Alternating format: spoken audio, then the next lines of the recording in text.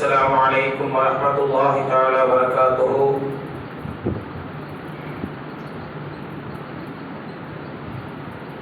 الحمد لله نحمده ونستعينه ونستغفره ونؤمن به ونتوكل عليه ونعوذ بالله من شرور أنفسنا ومن سيئات أعمالنا. من يهده الله فلا مضل له ومن يضلله فلا هادي له. ونشهد أن لا إله إلا الله وحده لا شريك له. ونشهد أن سيدنا محمدا عبده ورسوله. أما بعد، أعوذ بالله من الشيطان الرجيم. بسم الله الرحمن الرحيم. إن الله وملائكته يصلون على النبي يا أيها الذين آمنوا صلوا عليه وسلموا تسليما. صدق الله العلي العظيم. قال نبينا صلى الله عليه وسلم: إنما الأعمال بالنيات فإنما لامرئ ما نوى، أو كما قال عليه الصلاة والسلام. இந்த உலகத்தை படைத்து பரிபாலிக்கக்கூடிய அல்லாஹ்வுக்கு எல்லா புகழும், ஸலாத்தும் ஸலாமும் ஹாதமுன் நபியீன் ஸல்லல்லாஹு அலைஹி வஸல்லம் அவர்களின் மீதும், அவர்களின் அனுச்சுவத்தை பின்பற்றிய சத்திய சஹாபாக்கள், தாபிஈன்கள், தபஅ தாபிஈன்கள், இமாம்கள், அவுலியாக்கள், நாதாக்கள், ஷுஹதாக்கள், குறிப்பாக நம் அனைவர்கள் மீதும் அல்லாஹ்வின் ஸலாத்தும் ஸலாமும் என்றென்றும் நின்று நிலவட்டுமாக. ஆமீன். கண்ணியமிக்க அல்லாஹ்வின் நல்லடியார்களே, நம்முடைய வாழ்நாட்களில் அல்லாஹ் தஆலா நம்ம அனைவர்களுக்கும் ஈமானோடு வாழ்வதற்குண்டான நசீபை நம் அனைவர்களுக்கும் இறைவன் தந்தல் புரிவானாக. நம்முடைய வாழ்க்கையில் நோய் நொடி இல்லாமல், மருத்துவமனை செலவுகள் இல்லாமல், உடல் சுகத்தோடு மன நிறைவோடு நீண்ட நாட்கள் இந்த உலகத்தில் உடல் ஆஃபியத்தோடு வாழக்கூடிய நசீபை நம் அனைவர்களுக்கும், நம் குடும்பத்தார்கள் அனைவர்களுக்கும் இறைவன் தந்தல் புரிவானாக. மேலும் நம் அனைவர்களுக்கும் ஹஜ் உம்ரா செய்யும் பாக்கியத்தை தந்தல் புரிவானாக. திடீர் மரணங்களை விட்டும் அல்லாஹ் தஆலா நம் அனைவர்களையும் பாதுகாத்தல் புரிவானாக. ஆமீன். கண்ணியமிக்க அல்லாஹ்வின் நல்லடியார்களே, இந்த மாதம் துல்காஅதாவுடைய மாதம். இன்னும் ஒரு மாதத்தில் ஹஜ்ஜினுடைய அந்த நிகழ்ச்சிகள், ஹஜ்ஜினுடைய அமல்கள் நடைபெற இருக்கிறது. ஹஜ் செய்வதற்குண்டான ஹாஜிமார்கள் கஅபத்துல்லாஹை ஹஜ் செய்வதற்கு செல்லக்கூடிய ஒரு காலகட்டமாக இருக்கிறது. யாரெல்லாம் ஹஜ் செய்வதற்கு, உம்ரா செய்வதற்கு கஅபத்துல்லாஹை நோக்கி செல்கிறார்களோ அவர்களுடைய ஹஜ்ஜை அல்லாஹ் தஆலா மக்பூலான ஹஜ்ஜாக ஆக்கி அருள் புரிவானாக. நம் அனைவர்களுக்கும் கஅபத்துல்லாஹை சென்று ஹஜ் உம்ரா செய்ய பாக்கியத்தை தந்தல் புரிவானாக. ஆமீன். அல்ஹம்துலில்லாஹ். இந்த ஜும்மா வேளையில் நான் பேச எடுத்துக்கொண்ட தலைப்பு, இந்த உலகத்தில் நம் அனைவர்களுக்கும் ஒரு லட்சியம் இருக்கும். சென்ற வாரம் கூட படிக்கக்கூடிய மாணவர்கள் ஒரு லட்சியத்தோடு படிக்க வேண்டும். ஒரு அற்புதமான வேலை வாய்ப்பை அவர்கள் உருவாவதற்குண்டான வாய்ப்பை அவர்கள் படிக்கக்கூடிய அந்த காலத்திலேயே பெற வேண்டும். ஒரு லட்சியத்தோடு அவர்கள் படிக்க வேண்டும் என்பதாக ஞாபகப்படுத்தினோம் சென்ற வாரம். இந்த வாரம் நான் சொல்ல வரக்கூடிய லட்சியம் என்பது,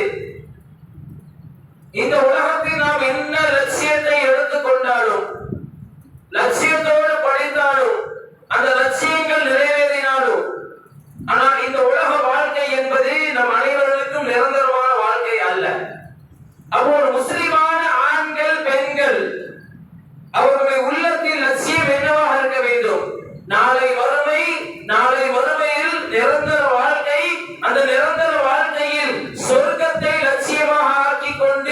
இந்த உலகத்தில் ஒவ்வொரு முஃமினான ஆண்களும் பெண்களும் தங்களுடைய வாழ்க்கையை அமைத்துக் கொள்ள வேண்டும். ஒன்றை மட்டும் நான் புரிந்து கொள்ள வேண்டும், இந்த உலக வாழ்க்கை எப்படிப்பட்ட மனிதர்களாக இருந்தாலும் நிரந்தரம் அல்ல.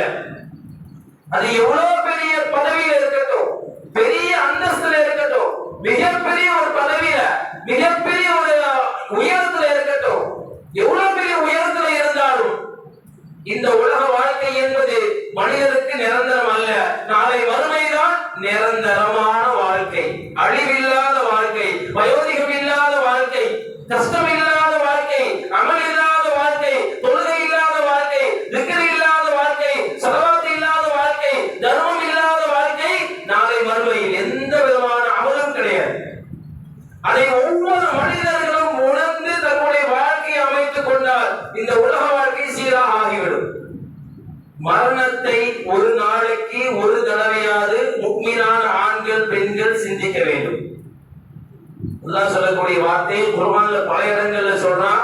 குர்ஆன் நம்முடைய வேதம், குர்ஆனுடைய நம்முடைய வாழ்க்கையை அமைத்துக் கொள்கிறோம். நபி ஸல்லல்லாஹு அலைஹி வஸல்லம் அவர்களுக்கு அருளப்பட்ட இந்த வேதம் நம் சமூக மக்களுக்கும் கியாமத் நாள் வரைக்கும் வரக்கூடிய மக்களுக்கு இந்த குர்ஆன் தான் வேதம். இந்த குர்ஆன் படி நம்முடைய வாழ்க்கையை அமைத்துக் கொள்ள வேண்டும். குர்ஆன் என்ன சொல்கிறதோ அதுதான் நம்முடைய வாழ்க்கையாக இருக்க வேண்டும். அப்படிப்பட்ட குர்ஆனில் இறைவன் சொல்கிறான், குல்லு நஃப்ஸின் தாயிகத்துல் மௌத், எல்லா உயிரினங்களும் மரணிக்கக்கூடியது. அது ஆடு, மாடு, கோழி, உயிரினங்கள் எல்லாமே உலகத்தில் உயிராக கொடுக்கப்பட்ட அனைத்துமே இந்த உலகத்தை விட்டு ஒரு நாள் சென்றுதான் ஆக வேண்டும் என்ற சிந்தனை ஒவ்வொரு மனிதனுடைய உள்ளத்திலும் ஆணித்தரமாக பதிய வைக்க வேண்டும். அப்போ இந்த உலக வாழ்க்கை நிரந்தரம் அல்ல, நாளை மறுமை வாழ்க்கை நிரந்தரம். ஒவ்வொரு முக்கியமான ஆண்களுடைய பெண்களுடைய உள்ளத்தில் நசீர் என்னவாக இருக்க வேண்டும்? சொர்க்கத்தை அடிப்படையாக வைக்க வேண்டும். சொர்க்கத்தை எண்ண வேண்டும். சொர்க்கத்தில் நிரந்தர வாழ்க்கை நமக்கு இருக்கிறது. இந்த எண்ணத்தோடு இந்த உலக வாழ்க்கை நாம் அமைகின்ற பொழுது, இந்த உலக வாழ்க்கையில் நாம் நடைமுறைப்படுத்துகின்ற பொழுது நம் வாழ்க்கை சீராகும், நமக்கு நன்மைகள் கிடைக்கும், அல்லாஹ்வுடைய திருப்பொருத்தம் கிடைக்கும், நபியுடைய அன்பு கிடைக்கும். சொர்க்கத்தை அடைவதற்குண்டான அந்த வழிகள் என்ன என்பதையும் இஸ்லாம் நமக்கு சொல்லி காட்டுகிறது. பல வழிகள் இருக்கு. சொர்க்கத்தை நிரந்தரமாக இருப்பதற்குண்டான பல வழிகளை குர்ஆன் சொல்கிறது. அதில் 4 விதமான வழிகளை சொல்லி இந்த ஜும்ஆ உரையை நான் நிறைவு செய்வேன். சொர்க்கம் வாஜிபாகணுமா? சொர்க்கத்தை நாம் நிரந்தரமாக இருக்கணுமா? சொர்க்கத்தை இறைவன் நமக்கு வாஜிபாக்கணுமா? அதற்கு என்னென்ன வழிகள் இருக்கிறது? ஆயிரக்கணக்கான வழிகள் இருக்கிறது, ஆயிரக்கணக்கான அமல்கள் இருக்கிறது, ஆயிரக்கணக்கான நியமத்துகள் இருக்கிறது. ஆனால் நாளை மட்டும் நான் சொல்லி முடிக்கிறேன். அதுவும் குறிப்பாக நாம் நம்மால் செய்யக்கூடியது, நம்மால் செய்ய முடியாத ஒன்றுமில்லை, நம் அனைவரும் செய்யக்கூடிய விஷயத்தை இந்த சமூகத்திற்கு ஞாபகப்படுத்த ஆசைப்படுகிறேன். ஒன்று, அக்ஸிருலி சுஜூத். சொர்க்கம் உங்களுக்கு வாஜிபாகணுமா? சொர்க்கத்தில் நாங்கள் நிரந்தரமாக இருக்கணுமா? சொர்க்கத்தை லட்சியமாக கொண்டு நீங்க வாழ்கிறீங்களா? முதல் விஷயம் அக்ஸிருலி சுஜூத், அதிகமாக சுஜூத் செய்து வாருங்கள். தொழுகையில் அதிகமாக சுஜூத் செய்யறோம். இதர நஃபிலான வணக்கங்களையும் சுஜூதில் இறைவனுடன் கையேந்துங்கள். சுஜூதில் இறைவன் அதிகமாக துஆ செய்யுங்கள். உங்களுடைய தேவைகளை கேளுங்கள், உங்களுடைய ஆஃபியத்தை கேளுங்கள், உங்களுடைய நீண்ட ஆயுளை கேளுங்கள், திடீர் மரணங்களை விட்டு பாதுகாப்பு தேடுங்கள். அல்லாஹ் பாதுகாக்க வேண்டும். அக்ஸிருலி சுஜூத், நீ அதிகமாக சுஜூத் செய்து வாருங்கள், இறைவன் உங்களுக்கு சொர்க்கத்தை வாஜிபாக்குகிறார். தொழுகை நம்முடைய வாழ்க்கையாக இருக்க வேண்டும். நம் வாழ்க்கையில கொடுக்கப்பட்ட அந்த நேரத்தில், கொடுக்கப்பட்ட அந்த காலத்தில், அந்தந்த நேரங்களில் நம்முடைய தொழுகையை நிறைவேற்ற வேண்டும், சுஜூதுகளை அதிகமாக செய்ய வேண்டும். அப்படி செய்து வந்தால் இறைவன் நமக்கு சொர்க்கத்தை வாஜிபாக்குகிறார், நிரந்தரமாக அதில் இருக்க செய்கிறார். ஒரு சஹாபி ரபிஆ, சிறு வயது சஹாபி ரபிஆ ரலியல்லாஹு அன்ஹு அவர்கள் ஸல்லல்லாஹு அலைஹி வஸல்லம் அவர்களோடு அவர்களை பார்க்க வேண்டும் என்ற ஆசை கொண்ட ஒரு சஹாபி. எல்லா நேரமும் எல்லா நேரங்களிலும் நபியுடைய ஸல்லல்லாஹு அலைஹி வஸல்லம் அவருடைய முகத்தை பார்த்து கொண்டே இருக்க வேண்டும் என்று எண்ணக்கூடிய, நினைக்கக்கூடிய, நியத்தில் வாழக்கூடிய ஒரு சின்ன வயசு சஹாபி, 11 வயசு. ஒரு நாள் தஹஜ்ஜத் நேரம் வரவில்லை, இரவு நேரம், ஸல்லல்லாஹு அலைஹி வஸல்லம் அவருடைய வீட்டு வாசல்ல வந்து உட்கார்ந்திருக்காங்க. அந்த சஹாபி வீட்டு வாசல் ஸல்லல்லாஹு அலைஹி வஸல்லம் எழுந்திருக்கிறார். தஹஜ்ஜத் நேரம் வரல. அந்த சஹாபி ஸல்லல்லாஹு அலைஹி வஸல்லம் அவருடைய வீட்டு வாசல்ல உட்கார்ந்திருக்காங்க. அவர் தஹஜ்ஜத்துடைய நேரம் வருகிறது. ஸல்லல்லாஹு அலைஹி வஸல்லம் அவர்கள் தஹஜ்ஜத்துடைய நேரத்தில் எழுந்திருச்சு உது செய்வதற்காக கதவை திறந்து வெளியே வந்து பார்க்கிறாங்க. இந்த சஹாபி வாசல்ல உட்கார்ந்து இருக்கிறாங்க. 11 வயசு, பெரிய வயசு ஒண்ணு இல்ல, 11 வயசு. என்னப்பா அங்க உட்கார்ந்து இருக்க தோழரே, ஏன் உட்கார்ந்து இருக்கீங்க அப்படின்னு ஸல்லல்லாஹு கேட்க, யா ரசூலல்லாஹ் எனக்கு ஒரு ஆசை, எனக்கு ஒரு ஆசை, உள்ளத்தில் ஒரு அலாதி பிரியம், எப்பொழுதும் உங்களுடைய பொன்னான முகத்தை நான் பார்த்து கொண்டே இருக்க வேண்டும் என்ற ஆசையில் நான் இரவு தூங்கவில்லை. யா ரசூலல்லாஹ் உங்களுடைய பொன்னான முகத்தை பார்ப்பதற்காக அதிகாலை நேரம் உங்களுடைய அற்புதமான முகத்தை பார்ப்பதற்காக நான் உங்களுடைய வீட்டினுடைய வாசல் நான் வந்திருக்கிறேன் யா ரசூலல்லாஹ் என்று சொன்ன உடனே ஸல்லல்லாஹு அலைஹி வஸல்லம் அவர்களுக்கு ஆனந்தம். நபி எந்த இஸ்லாமிய சொந்தங்கள் நபியின் மீது பிரியத்தை காட்டுகிறார்களோ, பிரியத்தை வெளிப்படுத்துகிறார்களோ அவர்களுக்கு சொர்க்கம் வாஜிப். ஏன்? நம்முடைய இறுதி தூதர் ஸல்லல்லாஹு அலைஹி வஸல்லம், நம்முடைய தலைவர் ஸல்லல்லாஹு அலைஹி வஸல்லம். இன்றைக்கு நாம் யார் யாருடைய வரலாறுகளை படிக்கிறோம், யார் யாரையும் ரோல் மாடலாக எடுத்து வைக்கிறோம். உதாரணமாக இன்றைக்கு கிரிக்கெட்டில் உலகத்தில் ஜொலிக்கக்கூடிய எம்எஸ் தோனி சொல்ற நம்ம சகோதரர்கள், மச்சான் அவர் அடிக்கக்கூடிய சிக்ஸர் பாத்தியா, அப்பா எலிட்டாபிள் ஷாட், ஆஃப் சைடு அடிக்கிறாரு, ஆன் டிரைவ் அடிக்கிறாரு, சைடு அடிக்கிறாரு, சிக்ஸ். அந்த சிக்ஸ் அடிக்கிறதுக்காண்டி ஒவ்வொரு வெளியில வெளிவைத்து பார்த்து காத்துட்டு இருக்கான். நேரம் அவர் ஸ்டேடியத்துக்கு வரணும், சிக்ஸ் அடிக்கணும் அப்படின்னு அவங்க அமர்வை வந்து தோனி வந்து ரோல் மாடலா வச்சுக்கிட்டு இன்னைக்கு நம்ம இஸ்லாமிய சொந்தங்கள் வரத்து இருக்கிற இஸ்லாம் ஒருபோதும் அப்படி சொல்லல. அப்ப யார் நம்முடைய ரோல் மாடல்? இஸ்லாமிய சொந்தங்கள் வாலிபர்களுக்கு யார் நம்முடைய ரோல் மாடல்? யார் நம்முடைய வழியை ஃபாலோ பண்ண வேண்டும்? அவன் எப்படி முடிவு வச்சிருக்கானோ அதே போல நம்ம சகோதரர்கள் முடிவு வைக்கிறாங்க. இஸ்லாம் என்ன சொல்றதோ அப்படி முடிவு வைக்கிறது இல்ல, சுன்னத்தை கடைபிடிக்கிறது இல்ல. அதுவும் சினிமா நடிகர்களை பின்பற்றக்கூடிய இஸ்லாமிய சொந்தங்கள் எத்தனை பேர்? அதிகாலை காட்சிக்காக நிற்கக்கூடிய சகோதரர்கள் எத்தனை பேர்? சினிமா நடிகர்களை தன்னுடைய ரோல் மாடலாக வைக்கக்கூடிய இஸ்லாமிய சகோதரர்கள் எத்தனை பேரை பார்க்கிறோம் வீடியோக்களில்? அல்லாஹ் பாதுகாக்க வேண்டும். சினிமா நடிகர்களோ, கிரிக்கெட் வீரர்களோ, பெரிய பெரிய பதவியில் இருக்கக்கூடியவர்களோ நம்முடைய ரோல் மாடல் இல்லை. அப்ப யார் நம்முடைய ரோல் மாடல்? இஸ்லாமிய சொந்தங்களுக்கு, இஸ்லாமிய சகோதரர்களுக்கு, இஸ்லாமிய சகோதரர்களுக்கு யார் ரோல் மாடல்? ஸல்லல்லாஹு அலைஹி வஸல்லம் அவர்கள் தான் நமக்கு ரோல் மாடல். அவர்கள் என்ன சொல்கிறார்களோ அவருடைய வழி. அப்ப எப்ப நம்ம ரோல் மாடலா மாறுவாங்க அப்படின்னா ஹுப்பு நபியாக நம்முடைய சிந்தனை மாற வேண்டும், நம்முடைய எண்ணங்கள் மாற வேண்டும், நம்முடைய செயல்பாடுகள் மாற வேண்டும், நம்முடைய சுன்னத்துகளை நம்முடைய வாழ்க்கையை நடைமுறைப்படுத்தினால் ஸல்லல்லாஹு அலைஹி வஸல்லம் அவர்கள் நமக்கு ஹுப்பு நபியாக மாறுவார்கள். சிறந்த தலைவராக நம்ம உள்ளத்தில் நம் ஆணித்தரமாக பதிஞ்சு வச்சிருப்போம். அப்படிப்பட்ட ஸல்லல்லாஹு அலைஹி வஸல்லம் பொன்னான முகத்தை பார்ப்பதற்காக அந்த 11 வயசு சஹாபி ரபீஆ ரலியல்லாஹு அன்ஹு அவர்கள் அதிகாலை ஸல்லல்லாஹு அலைஹி வஸல்லம் அவர்கள் சஹாபியை பார்த்த உடனே உது செய்வதற்கு தண்ணீர் கொடுக்கிறாங்க. யாருக்கு? ஸல்லல்லாஹு அலைஹி வஸல்லம் அவங்களுக்கு. அந்த சஹாபி தண்ணீர் ஊத்துறாங்க. ஸல்லல்லாஹு அலைஹி வஸல்லம் ஹஜ்ஜத் நேரம் தொழுவதற்காக உது செய்றாங்க. உது செய்து முடித்த பிறகு அந்த சஹாபியிடம் கேட்கிறாங்க, 11 வயசு நிறைந்த அந்த சஹாபியிடம் கேட்கிறாங்க, யா ரபீஆ, நான் ஆனந்தமாக இருக்கிறேன், சந்தோஷமாக இருக்கிறேன், மன நிறைவாக இருக்கிறேன், மன நிகழ்ச்சியாக இருக்கிறேன், உங்களுக்கு ஏதாவது வேண்டும் என்றால் கேளுங்கள், நான் தருகிறேன் என்று ஸல்லல்லாஹு அலைஹி வஸல்லம் அவர்கள் ஒரு அற்புதமான வார்த்தையை அந்த சஹாபியை பார்த்து சொல்ல, யா ரசூலல்லாஹ் நாளைக்கு நான் சொல்லட்டுமா அப்படின்னு சொல்லி போயிடுறாங்க.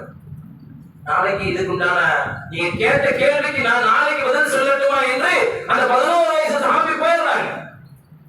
மறுநாள் அதே இரவு நேரம் வந்து ஸல்லல்லாஹு அலைஹி வஸல்லம் அவர்கள் எப்பொழுது விழிப்பார்கள், அவருடைய பொன்னான முகத்தை நான் காண வேண்டும், ஸல்லல்லாஹு அலைஹி வஸல்லம் அவருடைய அற்புதமான முகத்தை நான் காண வேண்டும் என்பதாக ஸல்லல்லாஹு அலைஹி வஸல்லம் வீட்டு வாசலில் அந்த 11 வயசு சஹாபி அமர்ந்திருக்கிறார்கள். அதே போல தஹஜ்ஜத் நேரத்தில் ஸல்லல்லாஹு அலைஹி வஸல்லம் அவர்கள் வெளியே வருகிறார்கள். உது செய்வதற்கு தண்ணீரை எடுக்கிறார்கள், தண்ணீரை ஊற்றுகிறார்கள். ஸல்லல்லாஹு அலைஹி வஸல்லம் உது செய்கிறார்கள். உது செய்து முடித்த பிறகு அதே கேள்வியை கேட்கிறார்கள், யா ரபீஆ, வேண்டும். நம்மளால என்ன கேட்டிருக்கோம்? ஸல்லல்லாஹு அலைஹி வஸல்லம் இந்த உலகத்தில் எதை கேட்டாலும் கொடுப்பதற்கு தகுதி உடையவர்கள் ஸல்லல்லாஹு அலைஹி வஸல்லம். எதை கேட்டாலும் கொடுத்து விடுவார்கள். திருகத்தை கேட்டால் கொடுத்து விடுவார்கள். இருப்பதற்கு வீடை கேட்டால் கொடுத்து விடுவார்கள். உடுப்பதற்கு ஆடை கேட்டால் கொடுத்து விடுவார்கள். ஓட்டுவதற்கு வாகனத்தை கேட்டால் கொடுத்து விடுவார்கள். எல்லாத்தையும் கொடுப்பதற்கு ஸல்லல்லாஹு அலைஹி வஸல்லம் அவர்கள் அல்லாஹ்வினுடைய உதவியால் தயாராக இருந்தார்கள். நான் 11 வயசு நிறைந்த அந்த சஹாபி கேட்ட கேள்வி, சொன்ன பதில், யார் சொல்லலாம், அதெல்லாம் சரிதான். நாளை மறுமையில உங்களோடு சொர்க்கத்தில் நான் இருக்க வேண்டும், அதற்குண்டான பாக்கியம் எனக்கு வேண்டும். ஸல்லல்லாஹு அலைஹி வஸல்லம் பொருள் சிரிப்பு சிரித்தார்கள் என்று வரலாற்றை எழுதுவாங்க. திருமதி கிரகத்துல அந்த சொல்லை சொன்ன உடனே யா ரசூலுல்லாஹ் 11 வயசு நிறைந்த அந்த சஹாபி நபியிடம், யா ரசூலுல்லாஹ் நாளை மறுமையில் உங்களோடு நான் சொர்க்கத்தில் இருக்க வேண்டும் யா ரசூலுல்லாஹ், அப்படிப்பட்ட பாக்கியத்தை இறைவன் எனக்கு தர வேண்டும் யா ரசூலுல்லாஹ் என்று அந்த 11 வயது நிறைந்த சஹாபி சொல்லுகின்ற போது ஸல்லல்லாஹு அலைஹி வஸல்லம் பொன் சிரிப்பு சிரிக்கிறார்.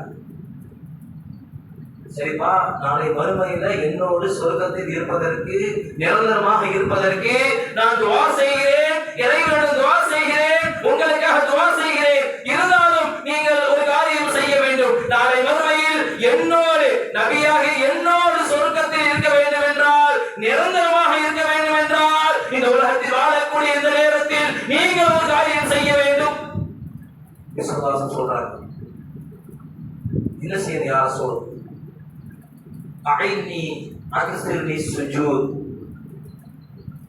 அதிகமாக சுஜூத் செய்து வாருங்கள். ஸல்லல்லாஹு சொன்ன வார்த்தை தெள்ள தெளிவான ஆதாரபூர்வமான ஹதீஸ். ஸல்லல்லாஹு அலைஹி வஸல்லம் சொன்ன வார்த்தை, அதிகமாக இந்த உலக வாழ்க்கையில் நீங்கள் சுஜூத் செய்து வாருங்கள், நாளை மறுமையில் என்னோடு நீங்கள் சொர்க்கத்தில் இருப்பீர்கள், நிரந்தரமாக இருப்பீர்கள். அப்படிப்பட்ட ஒரு வாக்கியத்தை நம் அனைவர்களுக்கும் தந்தல் புரிவானாக. ஆமீன். அதிகமாக சுஜூத் செய்கின்ற பொழுது இந்த பதவி என்பது, நிரந்தர சொர்க்கம் என்பது அந்த சஹாபிக்கு மட்டும் சொன்ன ஹதீஸ் அல்ல. பின்னாடி வரக்கூடிய சமூகம், கியாமத் நாள் வரைக்கும் வரக்கூடிய சமூக மக்கள் அனைவருக்கும் உரித்தானது, அவர் அனைவருக்கும் சொந்தமானது. அப்படிப்பட்ட ஒரு பாக்கியம் இந்த உலக வாழ்க்கையில் நாம் அதிகமாக சஜிதா செய்கின்ற பொழுது. குர்ஆன் அதிகமான இடங்கள் அல்லாஹ் சொல்றான், தொழுகையிலே நாட்டுங்கள். ஏன் சொல்றான் அல்லாஹ்? எதுக்கு சொல்லணும்? என்னுடைய அடியார்கள் நாளை மறுமையில் என்னை சந்திக்கின்ற பொழுது முகம் சிவந்தவர்களாக, மிக ஒளியோடு என்னை சந்திக்க வேண்டும் என்பதற்காக இதன் கடமைகளை இறைவன் நமக்கு தந்திருக்கிறார் என்றால் சர்வசாதாரணம் அல்ல. நம்ம எல்லாம் நினைத்துக் கொண்டு இருக்கிறோம், எப்பா என்னுடைய வாழ்க்கை போகும்பா, 2050 தாண்டி போயிட்டே இருக்கும், அதெல்லாம் ஒண்ணும் சொல்ல முடியாது. இன்னைக்குள்ள நிலவரம், காலப்போக்கு ரொம்ப மோசமா இருக்குது. கியாமத் நாளுடைய அறிகுறிகள் நெருங்கிக் கொண்டே இருக்கிறது. சென்ற வாரம் போன வெள்ளிக்கிழமை 2 நாட்கள் தான் ஆகிற போல இருக்கிறது. அடுத்த வெள்ளிக்கிழமை ஜும்மா வந்து விட்டது. ஸல்லல்லாஹு சொன்ன அடையாளங்கள், கியாமத் நாளுடைய அடையாளங்களில் நாட்கள், மாதங்கள், வருடங்கள் ஒரு நாட்களை போன்று, ஒரு மணி நேரத்தை போன்று, ஒரு நிமிஷத்தை போன்று மாறும். இப்பொழுதுதான் நோன்பு சென்ற மாதிரி இருந்துச்சு. அது ஹஜ்ஜிபனா இருக்குது. ஹஜ்ஜிபனா போறது ரபீல் போன பிறகு அப்படியே வந்துடும் அடுத்த நோன்பு. கால ஓட்டங்கள் வெகு சீக்கிரமாக இருக்கக்கூடிய இந்த காலகட்டங்களில் நம்முடைய கால நேரம் யாராலும் எவராலும் உறுதியாக சொல்ல முடியாது. டாக்டருக்கு கூட அது தகுதி இல்லை, இல்லையா? டாக்டர் கூட சொல்ல முடியுமா? மருத்துவம் பண்ணக்கூடிய டாக்டர் நோயாளியாக இருப்பாங்க, படுக்கையா இருப்பாங்க. நம்ம எல்லாம் நினைப்போம் சீக்கிரம் போயிடுவாங்க அப்படின்னு. இல்ல, அவங்க பல வருஷமா இருப்பாங்க. அல்ல அவங்களுக்கு உடல் ஆரோக்கியத்தை கொடுத்து, அதாவது நீண்ட ஆயுளை கொடுத்திருப்பான். கால போக்கு என்பது ரொம்ப மோசமாக இருக்கக்கூடிய இந்த காலகட்டங்கள்ல நாம் சீராக வேண்டும். நாம் சொர்க்கத்தை லட்சியமாக அந்த உள்ளத்தை ஆக்கிக் கொள்ள வேண்டும் என்றால் சுஜூத் அதிகமாக செய்ய வேண்டும். சுஜூத் எங்கே நாம் செய்ய முடியும்? தொழுகையில் சுஜூத் செய்ய முடியும், இதர வழக்கங்களில் சுஜூத் செய்ய முடியும், துஆவில் சுஜூத் செய்ய முடியும். அப்ப ஸல்லல்லாஹு அலைஹி வஸல்லம் சொன்ன வார்த்தை, அக்ஸிர்னி சுஜூத், அதிகமாக சுஜூத் செய்து வாருங்கள், இறைவன் உங்களுக்கு சொர்க்கத்தை வாஜிபாக்குகிறார். அப்படிப்பட்ட ஒரு வாக்கியத்தை இறைவன் தர வேண்டும். ஒண்ணு இல்லைங்க, இந்த உலகத்துல நம்ம நல்ல அமல் செஞ்சு வச்சுக்கலாம், கவலைப்பட வேண்டிய அவசியமே இல்லை. எப்போ மூத்து வந்தாலும் நம்ம கவலைப்பட வேண்டிய அவசியமே இல்லை. பரீட்சைகளுக்கு மாணவர்கள் செல்கின்ற மாதிரிதான் நல்ல படிச்சுட்டு போன மாணவருக்கு என்ன ஆகும்? பயம் இருக்காது இல்லையா? மனக்கவலை இருக்காது. அப்பா நான் தான் படிச்சுட்டாலப்பா, என்ன கேள்வி கேட்டாலும் என்னால எழுத முடியும் அப்படிங்கிற தைரியம் இருக்கும் இல்லையா? படிச்சுட்டு செல்லக்கூடிய பரீட்சைக்கு செல்லக்கூடிய அந்த மாணவர்களுக்கு மன தைரியம் இருக்கும். படிக்காத மாணவர்களுக்கு பயம் பயம் இருக்கும். படிச்சுட்டு போகக்கூடிய மாணவர்களுக்கு பயம் இருக்காது. பாருங்க, சாதாரண உலக வாழ்க்கையில உதாரணமா பார்க்கிறோம். அப்ப இந்த உலக வாழ்க்கையில அல்லாஹ்வுக்கும் ரசூலுக்கும் அவர்கள் சொல்லக்கூடிய அந்த கட்டளைகளுக்கு நாம் சரியான முறையில் இந்த உலகத்தில் நடந்து நாம் அமல் செய்து விட்டால், சரியான முறையில் இறைவன் சொல்லக்கூடிய அந்த வழிபடி நம்முடைய வாழ்க்கையை அமைத்து விட்டால் நமக்கு எந்த விதமான பயமும் தேவையில்லை. சரியான பதிலை நாம் சொல்லிவிடுவோம். அதை கொண்டு இறைவன் சொர்க்கத்தை நமக்கு வாஜிபாக்குவார். நம்ம முதல் விஷயம் என்னங்க? அதிகமா சுஜூது செய்து வாருங்கள், இறைவன் சொர்க்கத்தை உங்களுக்கு வாஜிபாக்குவார். ஆமீன். இரண்டாவது அமல், ஸலவாத் அதிகமாக சொல்ல வேண்டும். நபி ஸல்லல்லாஹு அலைஹி வஸல்லம் அவர்கள் மீது ஸலவாத்தை அதிகமாக சொல்லிக் கொண்டே இருந்தால் நமக்கு இறைவன் சொர்க்கத்தை வாஜிபாக்குகிறார். அந்த சொர்க்கத்தில் இறைவன் நம்மை நிரந்தரமாக இருக்க செய்கிறார். ஆமீன். இன்னல்லாஹ வ மலாயிகத்தஹு யஸல்லூன அலன் நபி யா அய்யுஹல்லதீன ஆமனூ ஸல்லு அலைஹி வ ஸல்லிமூ தஸ்லீமா. 22வது ஜுஸ்வில் இறைவன் சொல்லக்கூடிய வார்த்தை, நீங்க தொழுவுங்க, நான் தொழுவுறேன் அப்படின்னு இறைவன் சொல்லல. அகிமிஸ் ஸலாத்த, தொழுகை நீங்க நிலைநாட்டுங்கள். வாத்து ஸகாத்த, ஸகாத்தை நீங்க கொடுங்கள். சௌமு ரமதான, நோன்பு நீங்க பிடிங்க அப்படிதான் சொல்றான். ஒரு வணக்கத்தை தவிர, ஒரு வணக்கத்தை தவிர, ஸலவாத்தை தவிர மற்ற எல்லா விதமான கடமைகளையும் இறைவன் நம்மின் மீது ஏவுகிறான். நீங்கள் செய்யுங்கள், நீங்கள் அந்த கடமைகளை நிறைவேற்றுங்கள் என்று நம்மின் மீது இறைவன் ஏவுகிறான். ஸலவாத்தை தவிர. ஸலவாத்தை பற்றி இறைவன் குர்ஆன் ஷரீஃபில் சொல்கின்ற பொழுது, இன்னல்லாஹ வ மலாயிகத்தஹு யஸல்லூன அலன் நபி யா அய்யுஹல்லதீன ஆமனூ ஸல்லு அலைஹி வ ஸல்லிமூ தஸ்லீமா. இன்னல்லாஹ வ மலாயிகத்தஹு, நிச்சயமாக அல்லாஹ்வும் அவருடைய மலக்குமார்களும், இன்னல்லாஹ வ மலாயிகத்தஹு யஸல்லூன அலன் நபி, நபியின் மீது ஸலவாத் சொல்கிறார்கள். யார்? அல்லாஹ்வும் அவருடைய மலக்குமார்களும் இறைவனின் மீது ஸல்லல்லாஹு அலைஹி வஸல்லம் அவர்கள் மீது ஸலவாத் சொல்கிறார்கள். யா அய்யுஹல்லதீன ஆமனூ, ஈமான் கொண்டவர்களே, ஸல்லு அலைஹி வ ஸல்லிமூ தஸ்லீமா, நீங்களும் நபியின் மீது ஸலவாத் சொல்லுங்கள். அப்ப எப்பொழுதெல்லாம் நம்முடைய காதுகளில் முஹம்மது என்ற பெயர் நம்முடைய காதுகளில் விழுகிறதோ அப்பொழுதெல்லாம் ஸல்லல்லாஹு அலைஹி வஸல்லம் என்ற ஸலவாத்தினை சப்தமாக மொழிய வேண்டும். இந்த ஸலவாத்தினுடைய போக்கு, ஸலவாத் ஓதக்கூடிய நிலைமை நம் சமூக மக்களிடம் ரொம்ப பின்தங்கி இருக்கிறோம். தொழுகை முடிந்த பிறகு கூட நம்மால் ஸலவாத் சொல்லக்கூடிய முடியாத அளவுக்கு சப்தமாக ஸலவாத் சொல்ல இயலவில்லை, சொல்ல மாட்டேங்கிறோம். ஏன்னா ஸலவாத் நமக்கு எவ்வளவு பெரிய ஒரு பாக்கியத்தை தருது பாருங்க. சொர்க்கத்தை நமக்கு வாஜிபாக்குது, நாளை மறுமையில சொர்க்கத்தை நமக்கு வாஜிபாக்குது. அந்த சொர்க்கத்தை நம்மை நிரந்தரமாக இருக்க செய்தது ஸலவாத். யார் சொல்றா? அல்லாஹ் சொல்றான் பாருங்க. ஸலவாத் சொல்லுங்க. ஸலவாத் சொல்வதன் மூலமாக உள்ள பிரதிபலன்கள் நாம் படிக்கின்ற பொழுது ஏராளம் ஹதீஸ்கள். ஸலவாத் சொல்லுகின்ற பொழுது இறைவன் நமக்கு உடல் ஆரோக்கியத்தை தருகிறான், மன வலிமையை தருகிறான் ஸலவாத்தின் மூலமாக, நீண்ட ஆயுளை தருகிறான் ஸலவாத்தின் மூலமாக, ஞாபக சக்தியை தருகிறான் ஸலவாத்தின் மூலமாக. ஸலவாத் சொல்வதன் மூலமாக நம்முடைய பொருளாதாரத்தில் இறைவன் பரக்கத்தை தருகிறான் ஸலவாத் சொல்வதன் மூலமாக, குழந்தை செல்வத்தில் இறைவன் பரக்கத்தை தருகிறான் ஸலவாத்தின் மூலமாக, குழந்தை இல்லாதவர்கள் ஓதுகின்ற பொழுது அந்த குழந்தை பாக்கியத்தை இறைவன் தருகிறான் ஸலவாத் சொல்வதன் மூலமாக. இப்படி ஏராளம் சொல்லிக் கொண்டே போகலாம் நாம் ஸலவாத் சொல்வதன் மூலமாக. ஸல்லல்லாஹு அலைஹி வஸல்லம் ஸலவாத் என்னங்க பெரிய அதுதான் கிடையாது. அல்லாஹும்ம ஸல்லி அலா முஹம்மதின் அல்லாஹும்ம ஸல்லி அலைஹி வஸல்லிம், எல்லோரும் ஓதக்கூடிய எல்லோருக்கும் தெரிந்த ஸலவாத். இத கூட முடியல, ஸல்லல்லாஹு அலா முஹம்மத் ஸல்லல்லாஹு அலைஹி வஸல்லிம், அவ்வளவுதான். இதுக்கு நம்ம உட்கார்ந்து அதிக நேரம் எடுத்து அப்படிலாம் தேவையில்லை. பிரயாணம் செய்றீங்களா ஸலவாத் ஓதுங்க, வீட்டுல இருக்கீங்களா ஸலவாத் ஓதுங்க, நடந்து வாக்கிங் போறீங்களா ஸலவாத் ஓதுங்க. அந்த நேரங்கள்ல நம்ம ஸலவாத் ஓதுனால நமக்கு எவ்வளவு பெரிய ஒரு கஷ்டமான சூழல் இல்ல, இலகுவாக லேசாக செய்யக்கூடிய அமல் இஸ்லாத்தை பொறுத்த வரைக்கும். அந்த அமலை நாம் அனுதினமும் தினமும் செய்கின்ற பொழுது எவ்வளவு பெரிய ஒரு வாஜிபாக்குகிறான், சொர்க்கத்தை வாஜிபாக்குகிறான். ஆமீன். மூன்றாவது என்னங்க? மூன்றாவது நல்லவர்களோடு தொடர்பு வைப்பது. நல்லவர்களோடு தொடர்பு வைப்பது. இன்னைக்கு உதாரணமாக தமிழ்ல ஒரு வார்த்தை சொல்லுவாங்க, உன்னை பற்றி தெரிய வேண்டும் என்றால் உன்னுடைய நண்பனை பார்த்தா உன்னை பத்தி தெரிஞ்சுக்கலாம், இல்லையா? அப்ப நண்பர்கள் எப்படி அமைகிறார்களோ அதே போலதான் கூட சென்ற அந்த நண்பருடைய வாழ்க்கையும் மாறுகிறது. அந்த நண்பன் நல்லவனாக இருந்தால் வாழ்க்கை நல்லதாக மாறுகிறது, நேர் வழியில் செல்கிறது. தீய நண்பனாக இருந்தால் அவருடைய வாழ்க்கை பின்னோக்கி செல்கிறது, நேர் வழியை விட்டு பின்னோக்கி செல்கிறது. அப்ப இஸ்லாம் என்ன சொல்றது? உன்னுடைய தோழமையை சரியான தோழமையாக, நல்ல தோழமையாக, நல்ல தோழராக, நல்லடியார்களாக உன்னுடைய தோழமையை நீ ஆக்கிக்கொள். இறைவன் உங்களுக்கு சொர்க்கத்தை வாஜிபாக்குகிறார். இதெல்லாம் செய்ய முடியாத அமலாங்க நம்முடைய வாழ்க்கையில? இதெல்லாம் செய்ய முடியாத அமலா? சர்வசாதாரணம் செய்யலாம். நம்முடைய தோழனை நல்ல நண்பனாக ஆக்கிக் கொள்ள வேண்டும். சஹாபாக்கள் ஏன் சுப செய்தி சொல்லப்பட்டார்கள்?